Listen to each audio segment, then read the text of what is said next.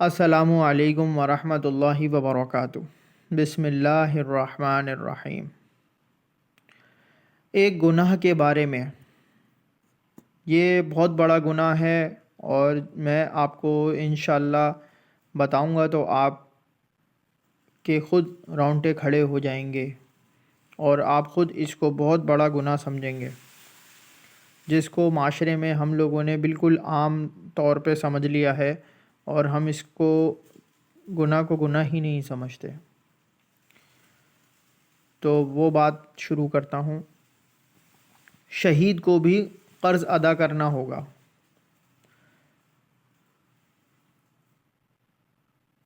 رسول اللہ صلی اللہ علیہ وآلہ وسلم نے فرمایا، اس ذات کی قسم جس کے قبضے میں محمد صلی اللہ علیہ وآلہ وسلم کی جان ہے، اگر کوئی شخص اللہ کی راہ میں مارا گیا، پھر کچھ دیر زندہ رہا اور قرض نہ اتارا تو جنت میں داخل نہیں ہوگا جب تک کہ اپنا قرض نہ اتارے۔ حوالہ مستدرک حاکم 2212 عن محمد بن عبداللہ رضی اللہ تعالی عنہ۔